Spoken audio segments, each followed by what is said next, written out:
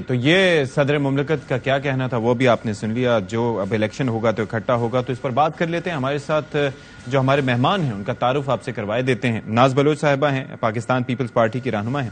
اس کے ساتھ ساتھ اب بہت شکریہ ناز, آپ نے ہمارے لیے وقت نکالا. ساتھ ہی ساتھ قانونی پہلو کیا ہوں کہ کس طرح سے اب یہ ارکان جو استعفے دے چکے تھے, استعفوں کے کالعدم ہونے کے بعد اسمبلی میں جائیں گے, آگے الیکشن اگر ہوں گے کسی ایک ڈیٹ پر اور چونکہ 90 دن کے بعد ہوں گے تو وہ جو قانونی اور آئینی پہلو ہیں ان کو دیکھنے کے لیے کیا کرنا ہوگا. تو قانونی موشگافیوں ڈسکس کرنے کے لیے ہمارے ساتھ عابد زبیری صاحب موجود ہوں گے, صدر ہیں سپریم کورٹ بار کے.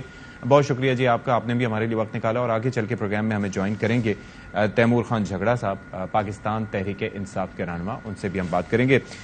تو سب سے پہلے زبیری صاہب آپ سے سٹارٹ کر لیتے ہیں. یہ جو علی ظفر صاحب نے بات کی ہے, اب مشورہ دیا ہے کہ اسپیکر صاحب کو, تو اب آپ کو لگتا ہے کہ کوئی راہ ہموار ہو سکتی ہے, لیکن اس کے لیے ابھی بڑے پاپڑ بیلنے پڑیں گے. پہلے سیاستدانوں کو آپس میں متحد ہونا ہوگا, پہلے بات کرنی ہوگی, پہلے ڈسکشن ہوگا. یہ آپ کو لگتا ہے کہ حکومت ابھی اس موڈ میں دکھائی نہیں دیتی؟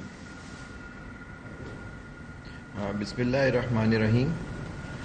دیکھیے مجھے نہیں لگتا کہ ابھی مذاکرات ہوں گے, کیونکہ 9 مئی کے ایونٹس جو ہیں انہوں نے ان سب چیزوں سے اوپر آ گئے. لیکن آج جو لاہور ہائی کورٹ کا فیصلہ یہ دیکھنا ہے کہ اسپیکر صاحب اس پہ کیا کرتے ہیں. اسپیکر صاحب نے تو پہلے ہی ان لوگوں کو, جب ان کی وہ معطل ہوئے تھے تو پھر اس وقت بھی ان کو نہیں آنے دیا تھا.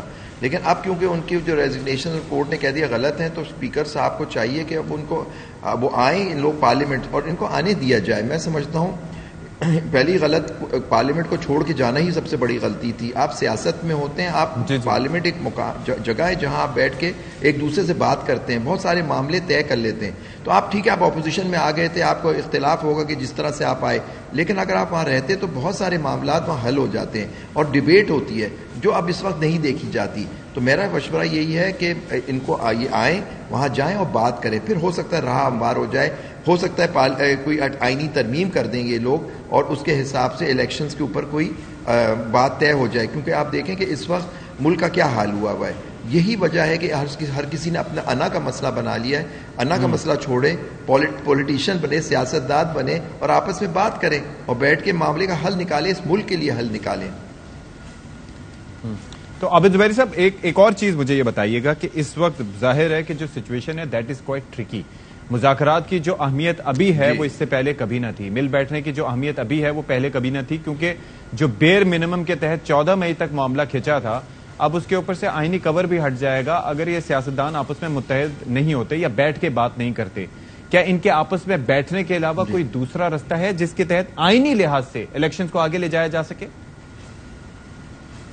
دیکھیے آئینی لحاظ سے تو نہیں ہو سکتا. 14 مئی پہلے ہی وہ آگے چلے گئے تھے پنجاب میں, کہ خیبر پختونخوا میں تو 90 دن کا دن گزر گیا, وہاں الیکشن نہیں ہوئے. تو دیکھیے کورٹ کا آرڈر بھی تھا, کورٹ کے آرڈر کی ٹوٹل وائلیشن ہوئی ہے.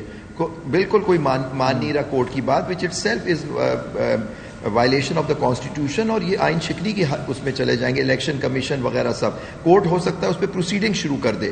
دیکھیے ابھی بھی میں سمجھتا ہوں اگر یہ اس زمانے یہ اب سیاستدان بیٹھ جاتے آپس میں بات کر لیتے اور کورٹ میں اپلیکیشن دیتے کہ ہم متفق ہیں کہ الیکشن ایک وقت میں ہو جائے, ایک ساتھ ہو جائے, ہو سکتا ہے کورٹ ان کی بات مان جاتی. لیکن اس کے لیے ضروری تھا کہ ساری اسمبلیاں جو باقی رہ گئیں ان کو بھی تحلیل کیا جائے.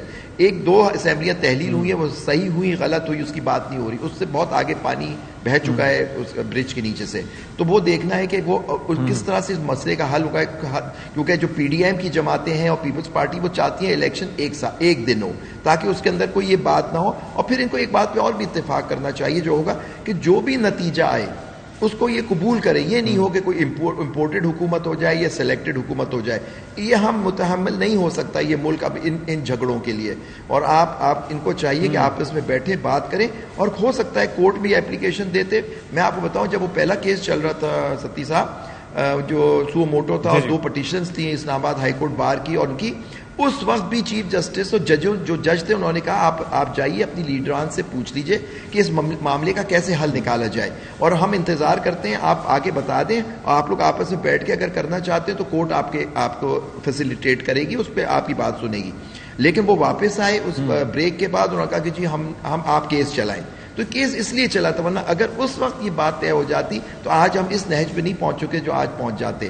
یہ سب باتیں اب تاریخ کا حصہ ہو گئی ہیں, لیکن ایک اپرچونٹی تھی, ایک موقع تھا جو ضائع کر دیا گیا, میں سمجھتا ہوں. پھر اس کے بعد ایک موقع آئے جب کورٹ نے کہا کہ آپس میں آپ بیٹھ جائیں بات کریں, لیکن کورٹ بھی حملے شروع ہو گئے, تذلیل شروع ہو گئی کہ جی کورٹ کا یہ کام نہیں ہے. آخر سیاسی معاملے مقدمے جب کورٹ میں آئیں گے تو کورٹ فیصلہ کرے گی, ایک کو پسند آئے گا, ایک